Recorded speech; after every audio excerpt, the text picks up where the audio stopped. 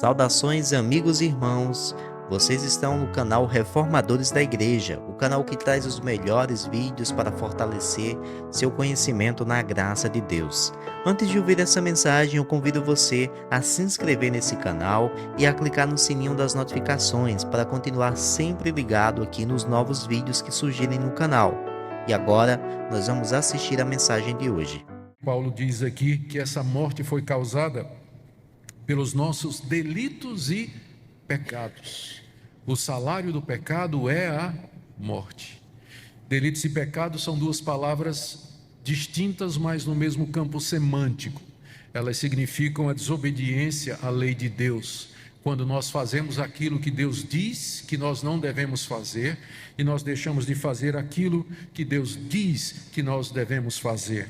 Ou de uma forma ou de outra, quer chamemos de delitos, pecados ou concupiscências ou qualquer outro termo dentro desse campo, o fato é que todos eles indicam a razão pela qual nós estamos mortos. Nós quebramos a lei de Deus, nós desobedecemos a Deus, nós fazemos aquilo que Ele diz que não gosta, nós deixamos de fazer aquilo que Ele diz que Ele quer que nós façamos. É esse estado de rebelião contra Deus que é caracterizado aqui como sendo estado de morte espiritual.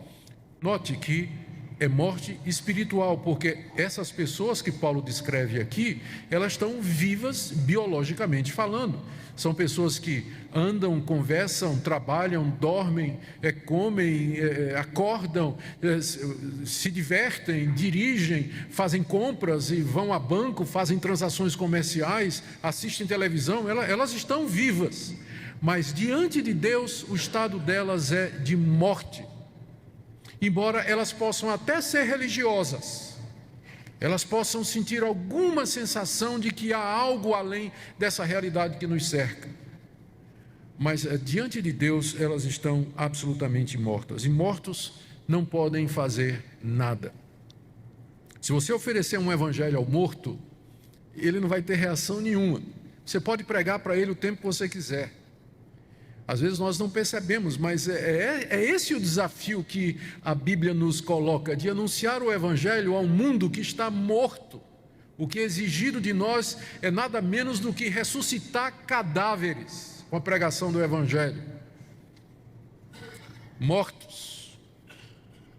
Segunda coisa que Paulo nos diz aqui é que judeus e gentios não somente estão mortos, mas eles estão num estado de escravidão. Há três coisas. No verso 2 ele diz: delitos e pecados nos quais andastes outrora, porque ele está falando a quem já saiu desse estado, mas outrora, antes que recebessem vida em Cristo, vocês andavam nos seus delitos e pecados, portanto mortos, segundo o curso desse mundo. Mundo aqui não é a natureza criada por Deus, não são as estrelas, não são as montanhas, os vales, as planícies, nada. Mundo aqui se refere à humanidade caída, essa humanidade morta em ofensas e pecados, porque, como eu disse, embora ela esteja morta diante de Deus, mas eles sabem se divertir, eles sabem ter valores, eles sabem fazer negócios. Então o mundo continua funcionando, mesmo apesar dessa morte espiritual. Só que esse mundo sem Deus, ele tem uma cultura, ele tem uma maneira de ser. As pessoas se comportam de uma determinada maneira. E enquanto Deus não nos dá vida, nós andamos segundo o mundo. Nós somos apenas mais um na multidão, seguindo a última novela, a última moda, a última mania, o último aplicativo, a última estrela que apareceu, o último lançamento do cinema, seguindo com os outros, seguindo o mundo que não quer saber de Deus. Essa situação, além de mortos para Deus, escravos da cultura decaída que nos cerca, andamos segundo o mundo, mas não só segundo o mundo. Paulo vai mais a fundo aqui. Ele diz que nós andamos, ainda verso 2, segundo o príncipe da potestade do ar, do espírito que agora atua nos filhos da desobediência. não somente escravos do mundo, sendo mais um na multidão, mas andamos segundo o príncipe da potestade do ar, do espírito que agora atua nos filhos da desobediência. É óbvio que Paulo está falando de Satanás aqui, do diabo. E ele chama o diabo aqui de príncipe da potestade do ar. Ele é o chefe das hostes malignas, dos poderes aéreos, como está no original. Ele é o líder dos poderes aéreos, dos espíritos maus, caídos, perversos, que estão ao nosso redor, como o ar que nos cerca. Por isso eles são chamados de poderes aéreos, porque são invisíveis como o ar, mas eles nos cercam, estão ao nosso redor. E eles têm um líder. E esses espíritos, eles são poderosos. A palavra que Paulo usa aqui para potestade é a mesma palavra que ele vai usar em 1 Coríntios, vai usar em Romanos, para se referir aos governos que dominam e determinam o curso dos povos. Ele define também Satanás como sendo o espírito que agora atua nos filhos da desobediência. É porque a tradução em português não nos ajuda a ver, mas a palavra atuar, o espírito que agora atua nos filhos da desobediência, é o mesmo verbo que aparece no verso 20 do capítulo 1, quando ele fala do poder de Deus, o qual exerceu em Cristo. É o mesmo verbo que é usado aqui. A comparação é impressionante. O mesmo poder que Deus exerceu em Cristo para tirá-lo de entre os mortos, que é o mesmo poder que atua nos crentes, essa atuação do poder de Deus é descrita, é usada por Paulo aqui para dizer que Satanás atua da mesma forma nos descrentes, no mundo, nos filhos da desobediência, da mesma forma que o Espírito Santo age nos filhos de Deus, dando vida, regenerando, libertando e guiando. Esse espírito, essa potestade, ela atua nos filhos da desobediência da mesma forma. É como se dissesse assim: não há neutralidade. Lutero se expressou dessa maneira: o homem é uma mula, ou ele está montado por Deus ou ele está montado pelo diabo. É isso que Paulo está dizendo aqui. Enquanto que Deus atua nos seus filhos com o mesmo poder que atuou em Cristo Jesus quando o tirou da sepultura, Satanás age nos filhos da desobediência. E o resultado é cegueira espiritual, mais ainda, já está morto, e além de morto, ainda vem mais alguém, ainda fecha o caixão, para não ver nada mesmo, para ter certeza que não vai ver nada. Está morto, cegado pelo diabo, oprimido, tentado, enganado e às vezes possesso. Esse espírito atua nos filhos da desobediência.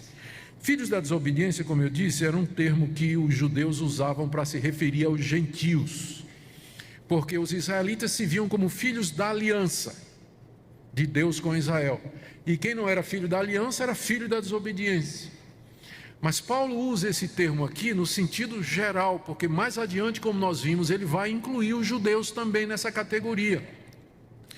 Ele se refere ao mundo como sendo filhos da desobediência, porque o primeiro casal, de onde vem a raça humana, e portanto o mundo, desobedeceu a Deus.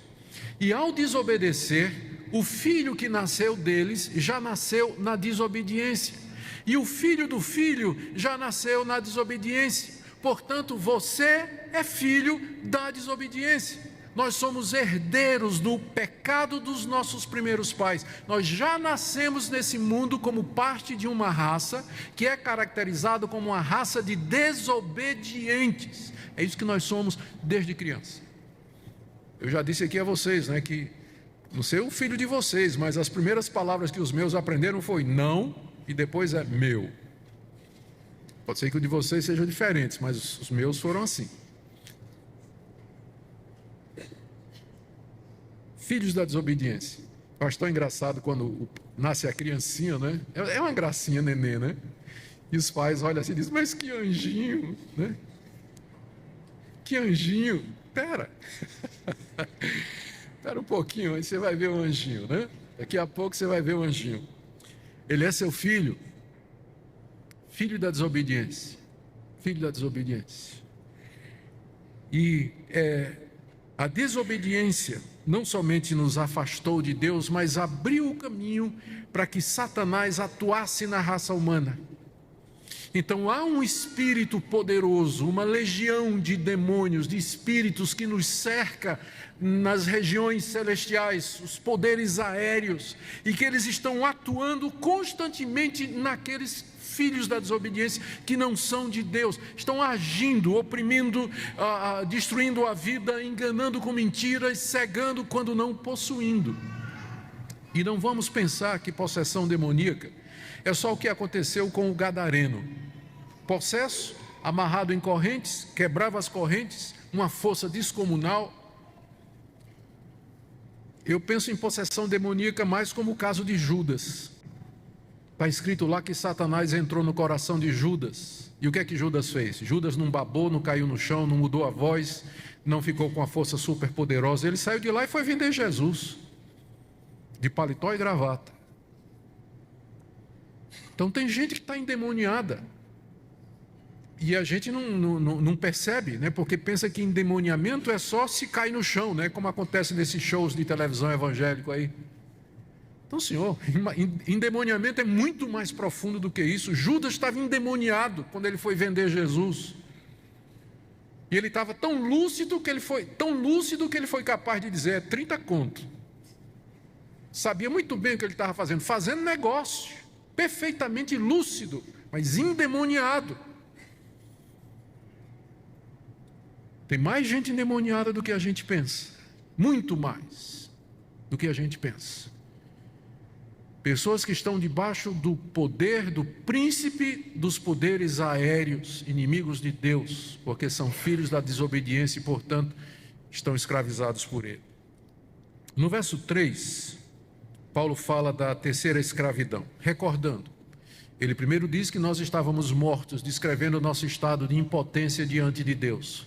Segundo, ele fala da nossa escravidão, escravos ao mundo, escravos a Satanás, e no verso 3 agora, a nossa própria carne, entre os quais, filhos da desobediência, também todos nós, agora ele se inclui, não é? Ele traz os judeus para dentro, todo mundo está nisso, entre os quais também todos nós andamos outrora, segundo as inclinações da nossa carne, fazendo a vontade da carne e dos pensamentos. Andamos segundo as inclinações da nossa carne. O que é carne aqui? A carne é uma das palavras que o Novo Testamento usa para descrever essa nossa natureza pecaminosa, corrompida, inclinada a todo mal e que é morta espiritualmente. E essa carne, ela tem uma inclinação, ela se inclina a tudo aquilo que é oposto a Deus. Com frequência, a carne é descrita no Novo Testamento como sendo aquele estado de oposição ao Espírito de Deus. Ou você anda no Espírito ou você anda na carne, ou você está na carne ou você está no Espírito. Então, Paulo usa para fazer o contraste com Deus e as coisas de Deus. Então, a nossa natureza é descrita na Bíblia como carne. Por que carne especificamente? Porque boa parte desses desejos são para satisfazer o corpo. É o desejo de sexo, é o desejo de conforto, é o desejo a vaidade, é a concupiscência dos olhos. Quase que todas as necessidades que nós temos e pelas quais nós estamos dispostos a quebrar todas as leis de Deus, tem a ver com o nosso corpo, o nosso lado material. Por isso que a Bíblia chama essa inclinação de carne. Porque nós praticamente vivemos para satisfazer as demandas, as necessidades, os desejos e os impulsos que procedem do nosso corpo. Embora, é claro, nós sabemos que o problema está na mente. Mas a Bíblia descreve como sendo carne. E essa carne, ela tem uma inclinação. Ela tem um desejo, com certeza esse desejo não é de Deus. E Paulo diz aqui que parte do nosso estado de miséria e de pecado é porque nós andamos segundo as inclinações da carne. A carne cobiça, ela deseja, a carne se ira, ela tem sentimentos, ela tem concupiscências, ela tem planos. Ele acrescenta aqui, não é? Fazendo a vontade da carne e dos pensamentos, como que abrangendo toda a personalidade humana, não somente a carne, mas a nossa própria mente. Ela é inimiga de Deus, ela trama aquilo que é contrário a Deus, ela se justifica, ela argumenta, ela procura achar recursos para excluir Deus do curso da nossa vida o tempo todo.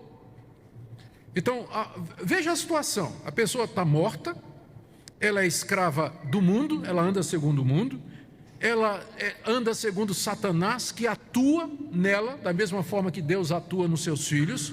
Ela segue as vontades da carne e dos pensamentos. Paulo está descrevendo aqui o estrago que o pecado fez na natureza humana e na personalidade humana. É baseado em passagens como essa que nós dizemos que a depravação do homem é total. Não quer dizer que ele é depravado a ponto de todos serem bárbaros, assassinos e sanguinários, mas total no sentido de que não há uma área sequer da nossa personalidade que não tenha sido atingida pelo pecado. Pensamentos, emoções, consciência, vontade, memória, desejos, o que toda a nossa foi total, atingiu tudo, não tem nada excluído.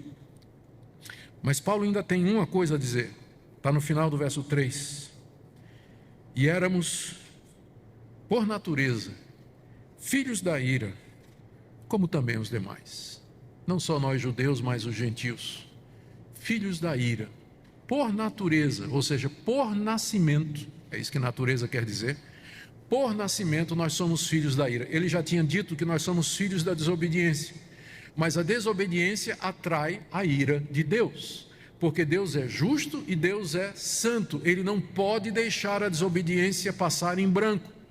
A ira de Deus não é a raiva de Deus, porque Deus não fica com raiva como nós ficamos. A raiva geralmente é um sentimento misturado com vingança e intenções outras e é geralmente considerado como pecaminoso.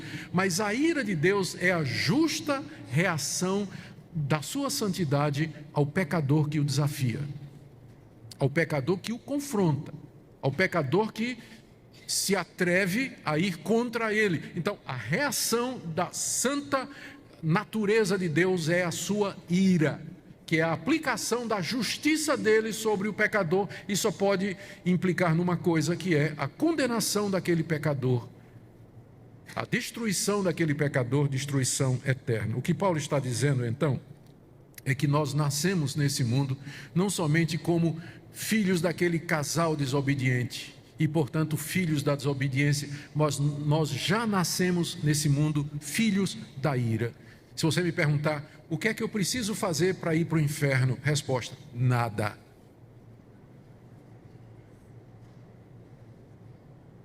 Não precisa fazer nada, você já está a caminho. Você já está a caminho. É filho da desobediência e, portanto, filho da ira de Deus. Por natureza, a nossa raça é uma raça perdida. É uma raça destruída pelo pecado, completamente. Olá, meus irmãos, muito obrigado por terem assistido a mais um vídeo aqui no canal Reformadores da Igreja. Nós queremos convidar você a inscrever-se nesse canal e também deixar um like aqui nesse vídeo, porque nos ajuda muito para que o YouTube divulgue esse vídeo para mais pessoas. Claro, você sempre pode assistir a pregação completa desse vídeo clicando aqui na descrição. O primeiro link você vai clicar e vai ser levado ao vídeo completo, onde você vai poder assistir a exposição do Reverendo Nicodemos, bem como também inscrever-se no seu canal, que está aqui abaixo na descrição.